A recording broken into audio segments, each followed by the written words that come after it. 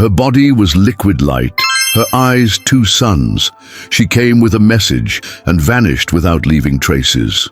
In the deepest chambers of the ancient temple of Karnak, where shadows dance with the memory of forgotten gods, there exists a passage that no modern archaeologist has ever discovered. It is said that only those who carry the sacred blood of the first initiates can perceive its entrance, hidden behind walls that shimmer like mirages in the desert heat. Nefertari had always known she was different. Since childhood, she could see patterns in the stars that others could not, hear whispers in the wind that spoke of truths buried beneath centuries of sand.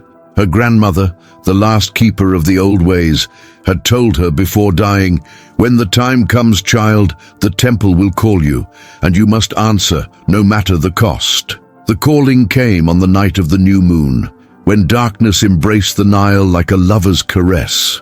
Nefertari awoke not to sound, but to a feeling, a pull so intense it felt as though golden threads were drawing her heart toward the ancient stones. She rose from her bed, her bare feet carrying her through the sleeping village, past the palm groves, toward the towering columns that had stood sentinel since the reign of the pharaohs. As she approached the temple walls, her fingertips began to tingle with an energy she had never felt before. The limestone seemed to breathe beneath her touch, and suddenly, where there had been solid stone, a doorway appeared, narrow, dark, pulsing with an inner light that matched the rhythm of her heartbeat. "Enter, daughter of the flame," came a voice that seemed to emerge from the very walls themselves. "Your journey begins now." Nefertari stepped through the threshold and found herself in a corridor lined with hieroglyphs that moved and shifted in the torchlight, telling stories she somehow understood without having learned the ancient script.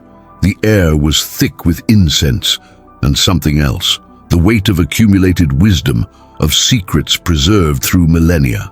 At the end of the corridor stood a figure draped in white linen, face hidden beneath a golden mask depicting the goddess Isis.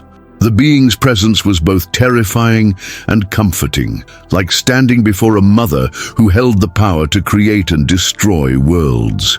"You have come," the figure said, and Nefertari realized the voice belonged to a woman, ancient beyond measure yet vibrant with life. "But do you understand what you seek?" "I seek the truth that my blood remembers, but my mind has forgotten," Nefertari replied, surprised by her own certainty. The masked priestess nodded slowly. "Truth is a double-edged blade, child. It illuminates, but it also burns away everything you believed yourself to be. Are you prepared for such a fire?" Without hesitation, Nefertari knelt. "I am ready to burn, if it means I can finally see." The initiation began immediately. For 7 days and 7 nights, Nefertari descended deeper into the temple's hidden chambers, each level revealing new mysteries, new challenges to her understanding of reality. She learned that the human soul was not born on Earth, but came from a distant star whose light had been calling her people home for thousands of years. She discovered that consciousness itself was a living entity, and that what humans called death was merely a transformation, a shedding of one form to embrace another. But with each revelation came guardians, beings of shadow and light, who tested her resolve, her courage, her willingness to sacrifice everything for the sake of knowledge. Some appeared as monstrous creatures from the underworld, others as beloved family members pleading with her to abandon her quest and return to the simple life she had known. "Why do you torment yourself with these visions?" her dead mother asked during one particularly harrowing trial. "Come back to us, daughter. Let the secrets remain buried." But Nefertari pressed on, guided by an inner flame that grew brighter with each obstacle overcome. She began to understand that the guardians were not her enemies, but aspects of her own consciousness, fears and attachments that she must release to continue her ascension. If you enjoy these kinds of stories, make sure to like this video, subscribe to our channel, and turn on the notification bell so you never miss any of our content. And tell us in the comments where you are watching from. We would love to know. On the seventh night, Nefertari reached the innermost sanctum, a circular chamber whose walls were covered in crystalline formations that pulsed with their own inner light. At the center stood an altar made of black stone, upon which rested a single object, a mirror of polished obsidian that seemed to contain depths beyond measure. "Look," commanded the priestess, who had accompanied her to this final threshold. "See what you truly are." Nefertari approached the mirror with trembling hands. As she gazed into its surface, her reflection began to change. First, she saw herself as she was, a young Egyptian woman with dark eyes and sun-kissed skin. Then the image shifted, showing her as she had been in other lifetimes, a Greek philosopher, a Celtic druid, a Chinese sage. Each incarnation revealed another facet of her eternal essence, another piece of the cosmic puzzle she was meant to understand. But the final vision was the most overwhelming of all.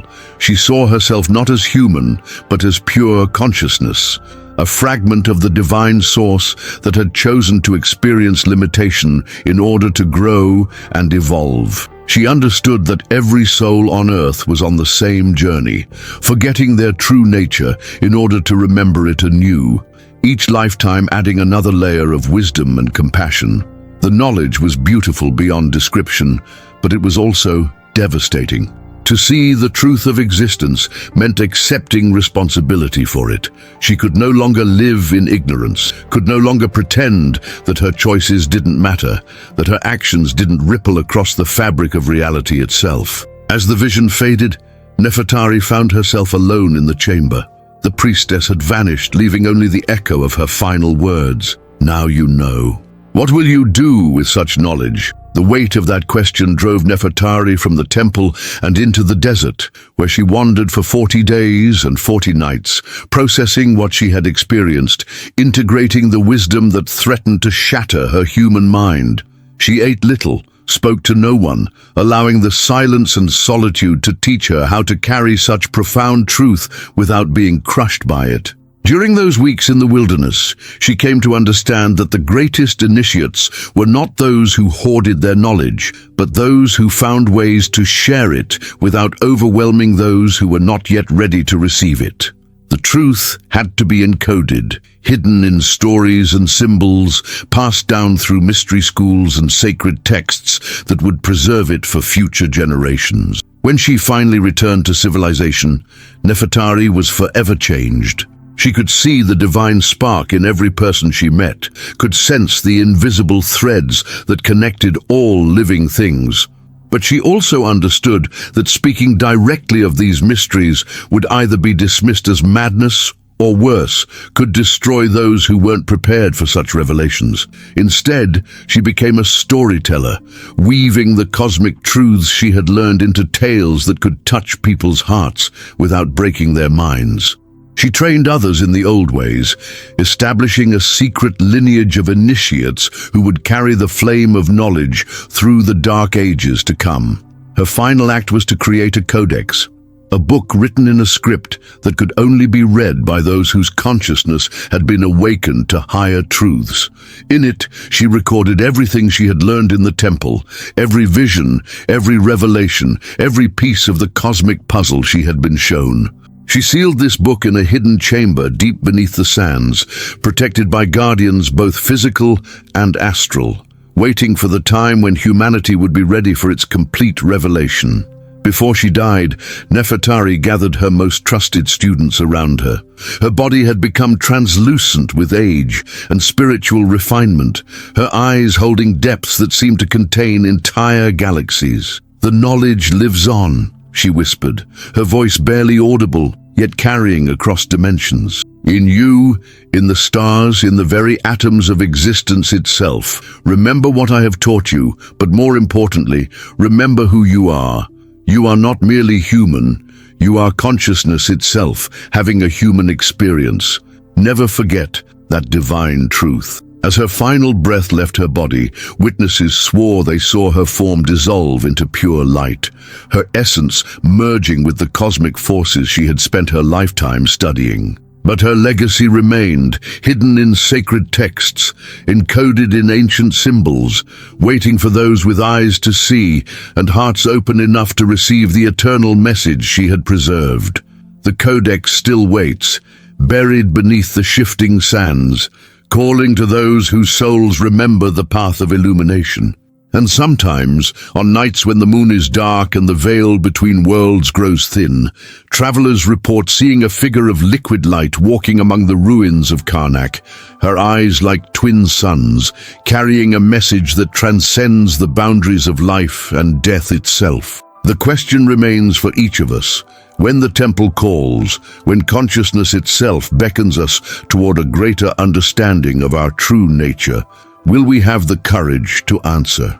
Will we be willing to sacrifice the comfortable illusions of ordinary life for the terrible and wonderful responsibility of knowing who we really are? For in the end, we are all initiates on the same eternal journey, each seeking to remember the divine truth that burns at the center of our being, each carrying a fragment of the cosmic fire that Nefertari preserved in her hidden codex of light.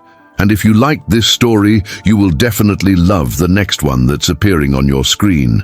Don't forget to subscribe to our channel, leave your like, and activate the notifications. See you in the next one.